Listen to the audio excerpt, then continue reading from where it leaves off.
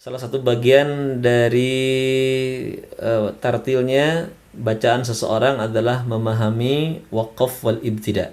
Ya, ini banyak yang bertanya kepada saya tentang mushaf yang saya gunakan.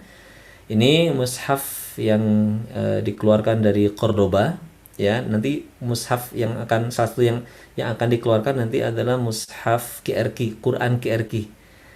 Jadi QRQ-nya nanti ada Qurannya, di mana di dalam Quran itu ada konten-konten yang berisikan rumus-rumus quantum reading Quran, ya.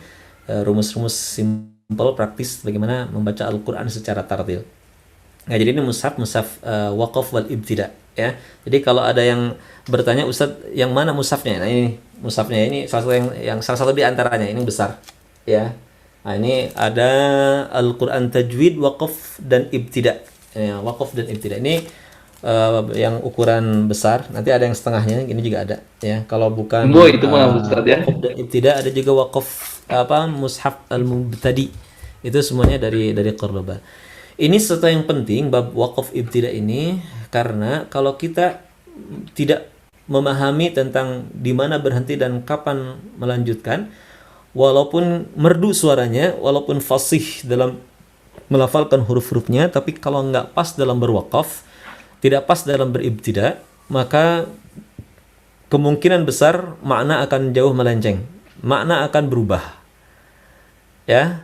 Seperti dalam bahasa Indonesia, budi makan kucing mati. Budi makan kucing mati itu kan berbeda, ya. Atau budi makan kucing mati. Padi dimakan tikus. Nah, gitu ya. Beda dengan padidi makan tikus, kan jauh gitu. Padi dimakan tikus, padidi makan tikus, kan itu sudah berubah jauh gitu kan.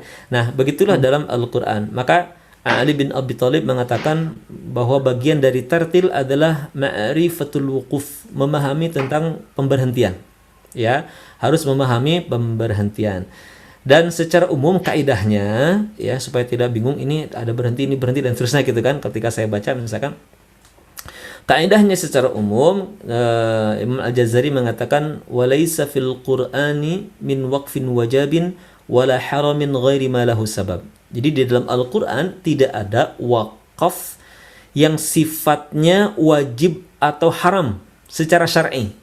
Di sini wajib berhenti kalau tidak dosa loh. Di sini dilarang berhenti gitu kan. Di sini dilarang berhenti kalau berhenti dosa loh. Nah, kata Imam Jazari, walaysa fil Qur'ani min waqfin wajabin wala haramin ghairi ma lahu sabab, kecuali kita berhenti pada sebuah kata yang menjadikan maknanya jauh berubah.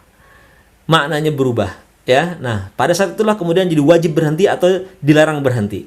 Kapan? Ketika maknanya berubah. Contoh misalkan fa'lam annahu la ilaha illallah. Berhenti misalkan fa'lam annahu la ilah. Berhenti di sini itu haram. Haram hukumnya. Kenapa? Karena berubah jauh. Ya, kalau kita berhenti fa'lam annahu la ilah, kita telah mengatakan bahwa tidak ada Tuhan sesungguhnya. Ya kan, jauh banget. Ya. Nah, jadi sekali lagi dalam Al-Qur'an tidak ada misalkan ada tanda wakaf wajib, misalkan di sini dilarang berhenti. Nah, diwajibkan dan dilarang itu tidak menunjukkan kewajiban atau larangan yang sifatnya syar'i yang kalau kita langgar kemudian jadi dosa, tidak. Selama kemudian maknanya tidak berubah. Oleh karena itu, barangkali bab wakaf ibtida ini ada satu yang harus kita perlukan, apa? Memahami bahasa Arab dengan Al-Qur'an, bahasa Al-Qur'an dengan baik. Ya, memahami bahasa Arab, memahami bahasa Al-Qur'an dengan baik. Sehingga kemudian dengan memahami isi dari ayat yang dibaca, kita tahu di sini sudah sempurna atau belum. Ya, di sini baik-baik saja, ini belum sempurna. Ini qabih istilahnya. Qabih itu jelek. Ya, qabih itu jelek, ya, berwakaf pada makna yang belum sempurna maknanya, ya, belum sempurna maknanya.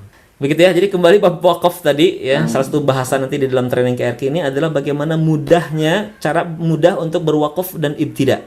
Ya, cara mudah berwakaf dan ibtida. Simpelnya gini. Kalau kita baca Al-Qur'an, maka langkah pertama, prinsip pertama dalam baca Quran senantiasa berhenti di akhir hayat. Di akhir ayat. Di akhir. Tapi benar juga Mas Arya, kalau berhenti membaca Quran itu harus di akhir hayat berhentinya gitu. Ya, jangan di tengah jalan, ya, karena pasti ketabrak nanti kalau berhenti di tengah jalan gitu ya. Berhentilah di akhir hayat, ya. membaca Al-Quran, patokan utamanya, utama dalam berwakaf itu senantiasa berhenti di akhir ayat dan memulai di ayat berikutnya. Wal 'asr innal insana lafi khusr illa alladhina amanu wa amilus salihati wa tawasaw bil haqqi wa tawasaw bis sabr. Nah, ya jadi berhenti akhir ayat nyambung. Dan kalau berhenti di akhir ayat nggak usah ngulang. Wa ra'aitan nasa yadkhuluna fi dinillahi afwaja nggak perlu. Jadi kalau berhenti di akhir ayat nyambung aja ke ayat berikutnya dan upayakan berhenti aja di akhir ayat. Jadi setiap akhir ayat berhenti sampai nyambung lagi di ayat berikutnya. Berhenti lagi di akhir ayat nyambung lagi ke ayat berikutnya begitu. Kenapa?